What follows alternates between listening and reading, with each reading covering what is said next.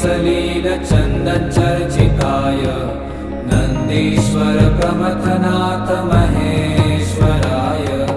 मन्दार पुष्प बहु पुष्प सुपूजिताय तस्मै